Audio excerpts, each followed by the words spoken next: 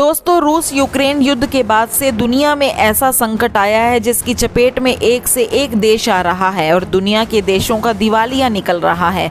श्रीलंका के बाद इस लिस्ट में पाकिस्तान नंबर 1 चल रहा है और फिलहाल पाकिस्तान के साथ एक और मुस्लिम देश है जिसके दिवालिया होने की सूचनाएं अब मीडिया के अंदर आपको दिखने लगेंगी। आखिर ये देश कौन सा है और इसके रिश्ते पाकिस्तान की तरह कैसे दिखाई पड़ रहे हैं, आज हम आपको इस वीडियो में इसी बारे में बताने वाले हैं।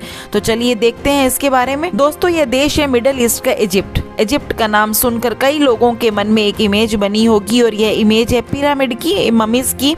तो आपको बता दें कि यह वही देश है जहां पर नील नदी बहती है और स्विस कैनाल भी इसी देश के अंदर से होकर गुजरती है। दोस्तों, यह इजराइल का पड़ोसी देश है और यहाँ की आबादी भी मुस्लिम ही है। इजिप्ट में कुल 10.93 करोड़ लोग रहते हैं और फिलहाल इनके देश में 60% आबादी गरीबी रेखा के आसपास जी रही है। देखा जाए तो यह मुस्लिम देश का दुर्भाग्य ही है कि उनके देश में ऐसे करप्ट लीडर आते हैं जिसके कारण वहां के लोगों को सुविधाएं नहीं मिल पाती हैं।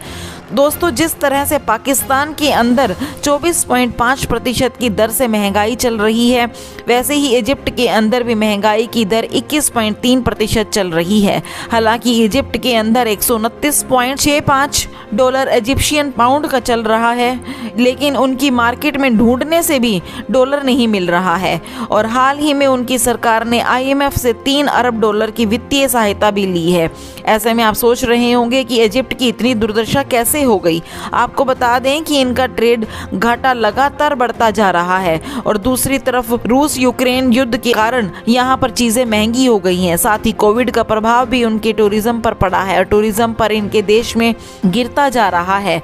बताया जाता है कि 2019 के दौरान इजिप्ट में 13 मिलियन टूरिस्ट घूमने आते थे, लेकिन अब इनकी संख्या सिर्फ लाखों में ही रह गई है क्योंकि इनके ज्यादातर टूरिस्ट रशिया और यूक्रेन से आते थे। लेकिन अब इजिप्ट के ऐसे हालात हो गए हैं कि रशिया और यूक्रेन के युद्ध के कारण पहले इनको जो सस्ते रेट पर वहां से गेहूं मिल जाया करता था, वह भी अब इनके लिए महंगा हो गया है क्योंकि आज भी यह खाने पीने की ज़रूरतों को दुनिया के दूसरे देशों की मदद से पूरा करते हैं और वह महंगी हो गई हैं, जिस वजह से इनका असर देखने को मिल रहा है।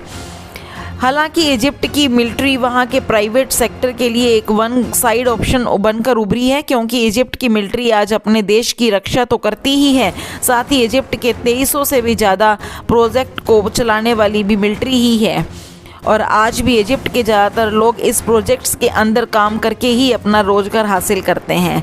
लेकिन यहाँ से जितना भी पैसा जनरेट होता है वह आर्मी के फंड में जाता है। आर्मी के फंड में जाने के बाद यह आर्मी के अफसरों के शेयर में अलग अलग बट जाता है। ऐसे में इजिप्ट की सेना ही वहां के इंडस्ट्रियल सेक्टर को चला रही है।